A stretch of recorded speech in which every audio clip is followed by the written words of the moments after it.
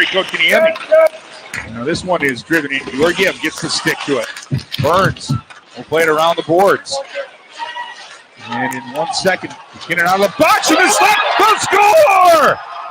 It won't be a power play goal, but yes, Barry Kotkaniemi gets to the garden spot, and Carolina takes a 1-0 lead. 8 seconds left in the period. McKinnon dances, throws right, but they'll score. Gets through a bunch of bodies and eludes Kochetkov with 5.4 seconds left in the first. A power play goal. Johansson. Teravainen, and Natchez could handle the pass.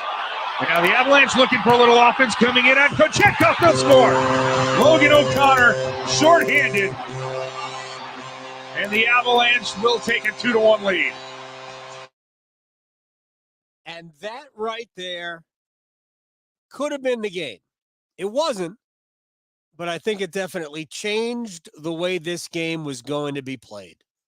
The end of the first period and then the shorthanded goal really, I thought, if anything, changed Pyotr Kochetkov. Anyway, welcome to the Canes Corner podcast. We're live on YouTube. Thank you very much for hanging out. You people are great. People, that the fact that you want to do this makes me want to do it.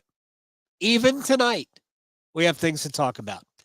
I'm Adam Gold. Thank you very much for spending some time. We're brought to you by the Aluminum Company of North Carolina. If it's for the exterior of your home, you can find it at the Aluminum Company of North Carolina on Hamlin Road in Durham. No place like it. Sammy Hanna and his crew do a great job.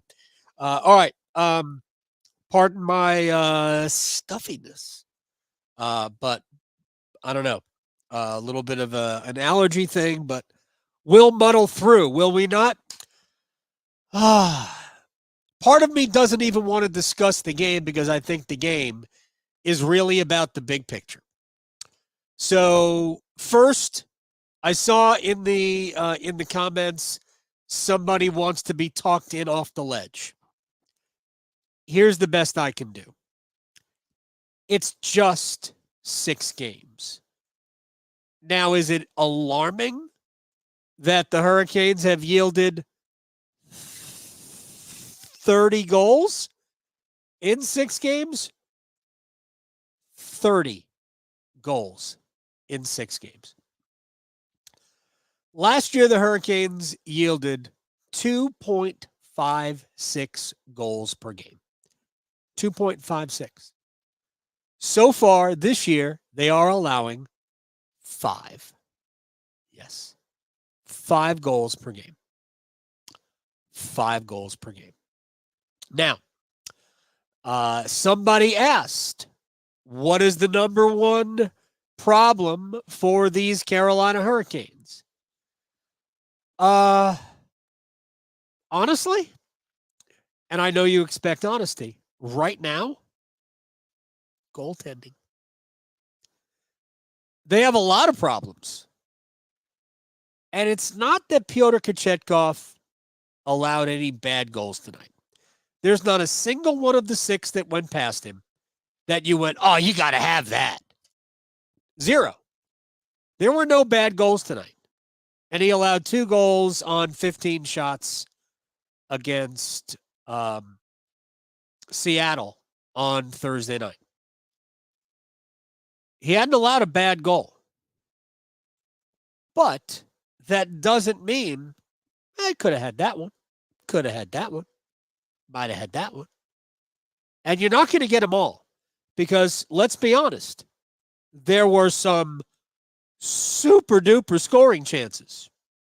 Do you fault him on the Ryan Johansson goal? Frankly, I don't think he saw it. That made it 1-1. Do you fault him on that? But off of Johansson's skate? Can't really blame Pyotr Kochetkov on that. Do you fault him on the breakaway shorthanded goal? That one's hanging in Tony DeAngelo's locker. Dude, come on. It almost seemed like, and I know Tony fairly well, and Tony is an intense competitor. I think Tony kind of got wrong-footed a little bit, and Tony's usually a pretty good, I screwed up. I better go back and make sure that this doesn't burn us kind of a player. But he didn't seem to have it on that play. 2-1. Now, Carolina ended up taking the lead, right? The Burns goal, power play, the Bunting goal, good hard work upstairs, elevating the puck in tight sometimes works, huh? You have a 3-2 lead. Jacob Slavin makes a mistake inside the blue line, loses a wall battle. Could Piotr have had that goal? Frederick Olofsson is not exactly, Yari Curry. I think he could have had it, but it was a 2-on-1 where nobody came over to bother the shooter. So I don't really blame him on that, but yeah, I think he could have had it. He was I think he committed too soon. Tripp had talked about how he likes it when Kochetkov stays on his feet. He went down pretty early on that, but I get it. I mean, Olofsson is in tight. Then the next one is a power play goal, and it's a rebound, and Arturi Lehkonen is alone right at the top of the crease. Rebound comes over to him. Boom, shovels it in. You don't blame him on that, do you? The McKinnon goal, that's a Tony DeAngelo special. It was not Tony's best night. Tony kind of just drifting, chasing the puck around behind the net, and Nathan McKinnon's alone in front. McKinnon's not going to miss from there, but you know what? At 4-3, you needed a save, and they didn't get it. Then the Rantanen goal, I don't think Kochetkov saw it. You saw him trying to peek around. That was a power play goal. Saw him try to peek around the screen in front, and Rantanen with a great shot. So I don't blame him on any of the goals. So, but at the same time, you needed the Rantanen save, and you needed the save on Olofsson. You didn't get either of them. Not Rantanen, McKinnon save. If you get those two, right, maybe you'll build a little momentum. So Ranta has been no good. I think Freddie has been better than his numbers. But the goaltending has not been good enough by and large. And we've seen all three. And they are making a ton of mistakes defensively. And the penalty kill is just, it's a nightmare. We're like 9 days away from Halloween, and it's spooky how bad the penalty kill is. So here are some penalty kill numbers for you. Colorado was 3 out of 5 tonight, and the Hurricanes actually killed off their first 6 power plays of the season. Since then, they have killed off 13 of 22. They have allowed 9 power play goals in the last 22 power play opportunities against them. Do you want to do the math on that? I really don't, but I will because it's really, really bad, and I'd like to see the number at this point. So let's see, 13 divided by 22 equals, that is a cool 59.1%, ladies and gentlemen. So since going 6 for 6, the Hurricanes are 59.1% effective killing penalties. Wow. So if you do that and you go to the box even a little bit, you don't even have to go to the box a lot. You go to the box a little bit. And frankly, 28 times in 6 games. I mean, it's a lot, but it's not, bananas. But you do the math. They've allowed at least 2 power play goals in 4 of the 6 games. So maybe that's the number one problem. And we can talk ourselves into the goaltending being good enough. But I think we all know that the goaltending isn't right now good enough. That doesn't mean it won't be. It's just right now it isn't. Of course, Freddie Anderson has been good. Of the goals Freddie allowed, one, no good, right? Maybe one. I actually think Freddie's been good. So, again, I think there have been a ton of breakdowns, power play goals allowed. Tonight, I agree with Tripp. I didn't see a problem with Dmitry Orlov tonight. And he played with Tony DeAngelo. That pairing wasn't bad. Tony got victimized once on his own, once shorthanded. But I'm not saying by any stretch of the imagination that Dmitry Orlov has figured it out. I thought, played a halfway decent game tonight. No Brett Pesce matters. I would like to see this team with their full lineup on the ice, and with Rod going with 6 defensemen and one of the 6 being Jalen Chatfield. I think that they kind of need to have him playing. But, and who knows when that's going to happen. I'd like to think that Sebastian Aho can play in Tampa. I'd like to think that Andrei Svechnikov might be able to go, hopefully by the time the Hurricanes actually play another home game against Seattle at PNC Arena on Thursday night. And I'd like to think that Brett Pesce's not going to be out for too long. I don't really know the extent of Brett Pesce's injury, but found out today from the head coach that Brett wasn't going to play, so it made it easier. But there was a couple. I mean, the truth about the game was that this was almost entirely a special teams debacle. But it's hard to remember that Carolina was good 5-on-5 because it doesn't really matter. It's not like they were in the box for, it's not like they committed 8 penalties tonight. It was 5, but it was when they happened that really hurt. So you're all smart enough to know that end of periods, beginning of periods matter. End of periods matter arguably more than beginning of periods. But that wraparound part of the first period, that wraparound part of the first into the second period,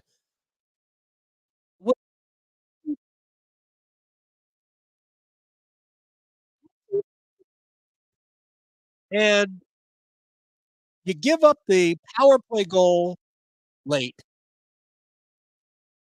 and then you give up the shorthanded goal relatively early in the second, well, relatively early, a minute 57 into the second period, you give up the shorthanded goal. And then it's not the game because Carolina takes the lead, right? Carolina scores. Brent Burns ties it. And then what? Minute and a half later, they take the lead. But how different is the game? How different is your goaltender if you get out of the first period with him playing as well as he did?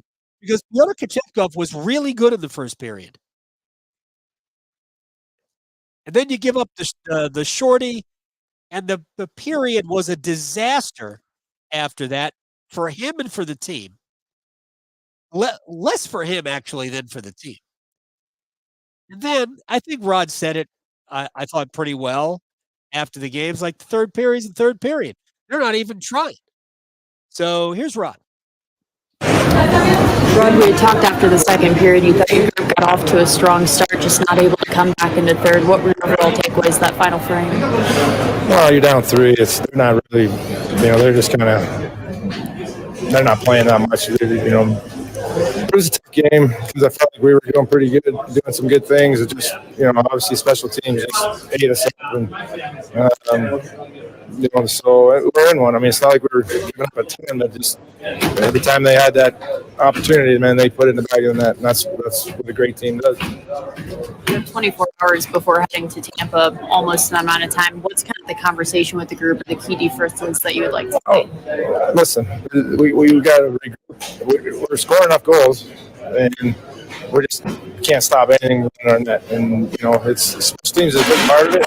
Our kill's just atrocious, and everything's going in. So we're going to have to readjust that a little bit, obviously. And you going to Tampa, they have the same kind of power play, so it's not going to be an easy night there.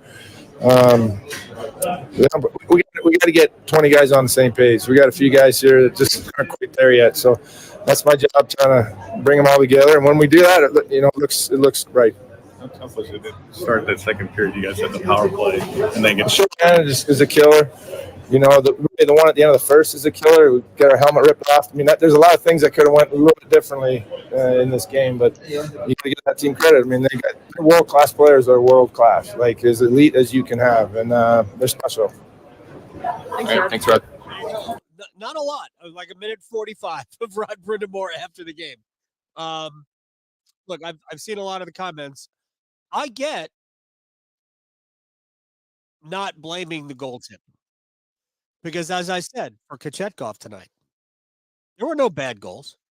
He's allowed 8 goals now in roughly 5 periods, and none of the goals have been bad. And frankly, he couldn't do anything about the 2 in Seattle. But there were a couple of goals tonight that he could have stopped. Not that he should have stopped, but that he could have stopped. And sometimes your goalie needs to bail you out. And Pyotr Kochetkov needed to bail Carolina out tonight, and he didn't do it. Antti Ranta has allowed 2, actually 3, really bad goals. You can't allow those. I think Freddie has been Carolina's best goaltender. I wish he could have played tonight. Freddie's practice, he's obviously like right there, but it's up to Freddie at this point. Freddie gives the go-ahead. Thumbs up, thumbs down. Freddie was the first goaltender off the ice in practice and at the morning skate today, which normally means you're the goalie tonight. But I guess after that, because I spoke to Rod Brindamore pretty soon after the morning skate. And at that point, they had already made the decision that it was going to be Kochetkov. And Antti Ranta backed up. So maybe Freddie will be okay for Tampa. I do not know. But it's no joke taking a puck right to the mask. It hits you basically right between the eyes. So he's still feeling the effects of that. Hopefully he'll come back. But yes, Carolina has been a mess. They have kind of not had their structure. I also think that for the most part, they really haven't gotten to their game, which is forechecking. And when they don't get to their game, I mean, I'm not saying they're not necessarily better than anybody else. They're certainly not better than the Avalanche. But when they don't get to their game, it's not going to look the same, and we have not seen it. And it doesn't matter that you're missing Aho and to an extent Svechnikov, but it doesn't excuse what we have seen. But there are some good things. Can we talk about a couple? I'll take 2 seconds to talk about a couple of good things. Steph Nason has been great. Jesperi Kotkaniemi has been very good. I really have. I've liked his game. Seth Jarvis has been great. Super, super great. Are we done? Is that it? Was that all I had for good things? The power play has been okay. Power play's been better than okay. Here's the thing: Tony DeAngelo was brought here to help the power play. I'm not sure that right now we can afford to have Tony in the lineup, and that's where I was going to go next in our last couple of minutes, and I will. Look at this! I see who is it? Every day like a field trip. Yeah, I'm with you, and I said at the end, to go 12-6 and play Chatfield with Orlov. I think the number one thing that Carolina has to do to kind of get this thing back on the rails is they have to fix their defense. It is alarming that they have allowed 30 goals in 6 games. They have not had a stretch like anything close to this in the now 5+ years of Rod Brindamore as the head coach. Nothing even remotely close to this. They have allowed 3, 5, 6, 3, 7, 6. Excuse you? 3, 5, 6, 3, 7, 6. 3 games of 6 or more goals in the first 6 of 5 and 2 threes. They're allowing 5 goals a game. Tonight, it was a special teams issue. They really didn't give up much at 5-on-5.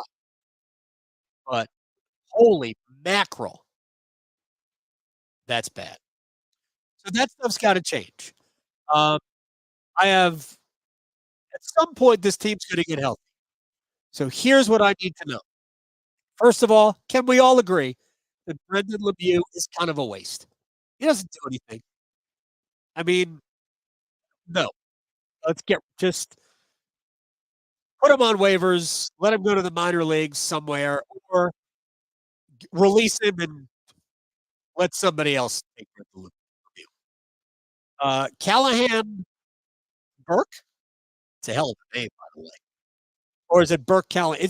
Do you think there's a comma after Callahan? I'll bet you. I have to check it. I have to look it up. I think there's a comma after Callahan. I don't remember him playing. I know he did. I know he got hurt, but he came back. He's a minor leaguer. He was here just to fill out the line because they knew they were going to go 12-6. I guess they knew Pesci wasn't going to play.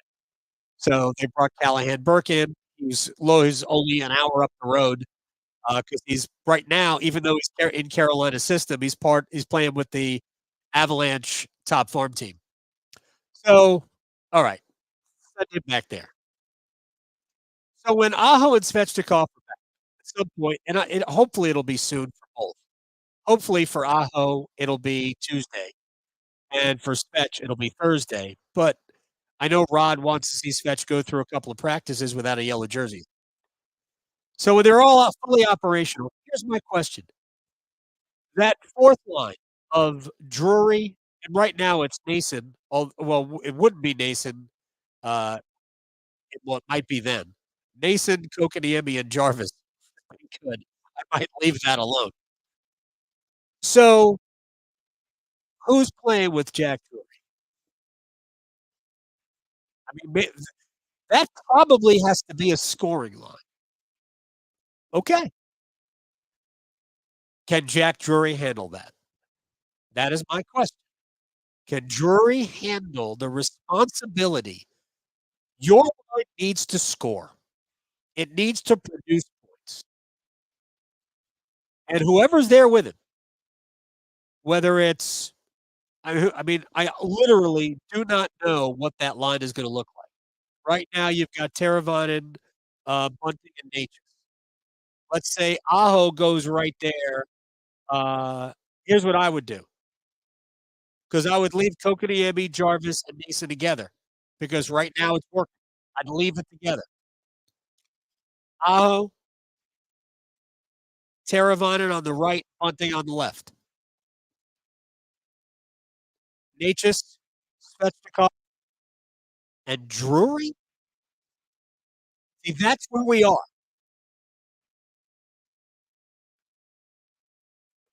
And you have to be defensively responsible too. Rod never liked his line combinations last year. It was weird. He never felt like it was always good. They won a ton of games though. I'll be curious to see how this plays out. But I mean, it could be hard to break up Kokaniemi, Nason, and Jarvis right now. So, but we'll see how it looks when everybody comes back. But we know Rod doesn't want to mess with Stahl, Martinook, and Fox. And that line continues to be good night in and night out. So I said before the season that I think Carolina needs a number 2 center. Kokaniemi has played very, very well. So it's possible that they don't need a number 2 center, but that they simply need a center. Because if you think about it, when Aho goes down, they don't have another center. They had to move Teravainen over. So what if you lost Aho again? What if Kokaniemi gets hurt? What if Drury gets hurt. You're missing a center. So can Jack be that guy? We're calling it a fourth line, but it will be a third line. It will simply be a third scoring line, and then the Stahl, Martinook, Foss line will simply be deployed as the offense wrecker for them. But the problems are all about preventing goals. The one thing that Carolina hasn't had a problem doing in 5 years, preventing goals. But they're having a problem preventing goals. All right. It is just 6 games into the season, and I'm sure that they will be better going forward because they can't be any worse. Let's see if there's anything else. Heather is right. With our current defense, the best goalies in the world would struggle. True, but I don't think, for instance, who's the best goalie? Let's just say it's Elias Sorokin. We wouldn't have given up 30, right? And again, 3 of those goals are empty nets, and a couple of those goals, 3 of those goals are Antti Ranta. Huh? Really? What? So probably hasn't been as bad as all that, but it's been bad, and it hasn't been what the Hurricanes expect of themselves. So shake it off. Come back on Tuesday and win a hockey game. And how about play a solid hockey game? Stay out of the penalty box. Don't have defensive breakdowns. But yes, I agree. Every day, I would. I would sit Tony DeAngelo. Let Brent Burns quarterback one power play. Let Dmitry Orlov quarterback the next one. Get Burns back on the blue line. Um, and if your power play suffers because Tony's not there, okay. Oh well. If your defense is better and your power play doesn't suffer and your power play suffers, you deal with it. Again, the Hurricanes are about goal prevention. They are not about goal scoring. Apparently, goal scoring isn't even a problem. All right. We're brought to you by the Aluminum Company of North Carolina. If it's for the exterior of your home, you can find it at the Aluminum Company of North Carolina on Hamlin Road in Durham. No place like it. Sammy Hanners, you do a great job. You should check them out. You should also, if you can, subscribe to this Canes Corner podcast, which we do after every Hurricanes game, right here live on YouTube. It's an extended post-game show, and I get to ramble, and you get to hear me when I'm clogged up. So what time is it in Adelaide right now, Mikhailev? I know I butchered your name. I apologize. Why is it 14 and a half hours ahead in Adelaide? Like the same people in Perth on the western part of Australia, it's only 12 hours ahead. Why do you got to be different in Adelaide? Are you people crazy? 14 and a half hours? So it's what time? Approaching 3:30 in the afternoon? How's the weather? Whatever. Have a good night. Thanks for coming on. Thanks for coming, hanging out, and we'll see you Tuesday after the Canes and the Lightning